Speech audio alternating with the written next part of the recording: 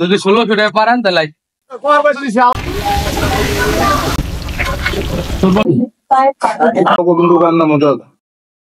Hello বন্ধুরা, আশা করি সবাই ভালো আছে।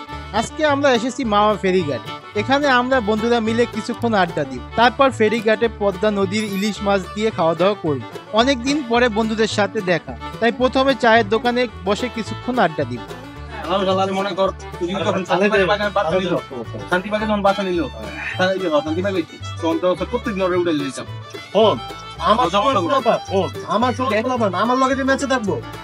চায়ের দোকানে বসে চায়ে চুমুক দিতে দিতে কলেজ জীবনের কিছু স্মৃতিচারণ করি সবাই। সত্যি কলেজ জীবনের দিনগুলো অনেক সুন্দর এবং মনোরম ছিল।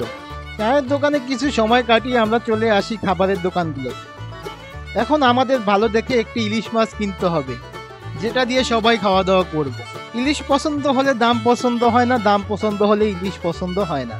যাই হোক, অবশেষে এই দোকানে ইলিশ এবং দাম দুটোই পছন্দ হয়, তাই আমরা এই মামা ভাইগনা রেস্টুরেন্টেই খাওয়া দাওয়া করি। ও আচ্ছা, আরেকটা কথা বলে নেই, আজকের এই ইলিশ খাওয়া সম্পূর্ণ স্পন্সর করছে বন্ধু রনি পাইন অনিক। এর জন্য বন্ধু রনি পাইনকে অসংখ্য ধন্যবাদ।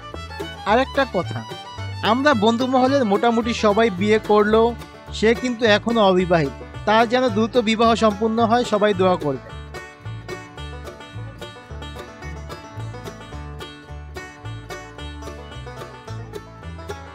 ইলিশ মাছটি দোকানের একটি স্টাফ সুন্দর করে কেটে প্রসেসিং করছে।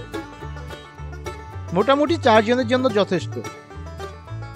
সাথে থাকবে বেগুন ভাজি, ডাল এবং মাছ ভর্তা।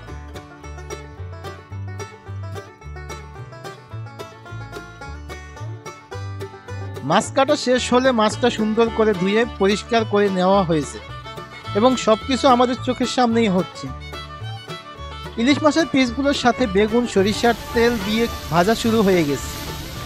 অবশ্য মাছ ভাজার এই সরিষার তেল তাদের কাছ থেকে আমাদের কিনে নিতে হয়েছে,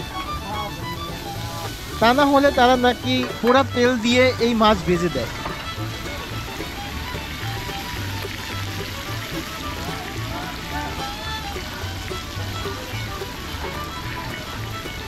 আমরা টেবিলে বসে আড্ডা দিচ্ছি আর খাবার রেডি হওয়ার অপেক্ষা করছি। ছুটির দিন না হয় হোটেলে তেমন কোনো কাস্টমার নেই। পদ্মা সেতু হওয়ায় মাওয়া ফেরিঘাট দিয়ে তেমন কোনো মানুষ চলাচল করে না। তবে এখন এই মাওয়া ফেরিঘাট ছোটখাটো একটা পর্যটন স্পট হয়ে গিয়েছে। ছুটির দিনে অনেক পর্যটক আসে এখানে পদ্মা নদীর মুক্ত বাতাস এবং পদ্মা নদীর ইলিশের স্বাদ নিতে। আর ওইসব পর্যটকদের জন্যই হোটেলগুলো এখনো চালু আছে।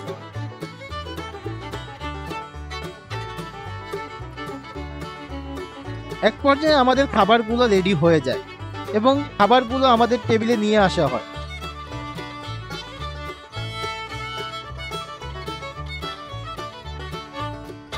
আস্তে আস্তে সবাই প্লেটে খাবার নিয়ে খেতে শুরু করে। সরিষার তেলে ইলিশ ভাজা, তাও আবার মাওয়া ফেরি ঘাটের, তাই ধ্যানেই পেট ভরে যাচ্ছে সবার। সাথে মাছের ভর্তা আর ডাল ভুনাটাও অস্থির ছিল। যেমন আমরা সব বাজার কিনে নিয়ে যাবো,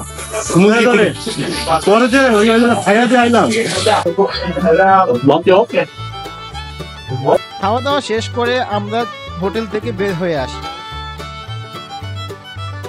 অনেকদিন পরে বন্ধুদের সাথে ভালো কিছু মুহূর্ত উপভোগ করি, যা ভাষায় প্রকাশ করার মতো না। এখন আবার সবার কাছ থেকে বিদায় নিতে হবে। বেঁচে থাকলে আবার হয়তো কোনোদিন একসাথে আড্ডা দিব। আজকের ভিডিওটি এখানেই শেষ করব।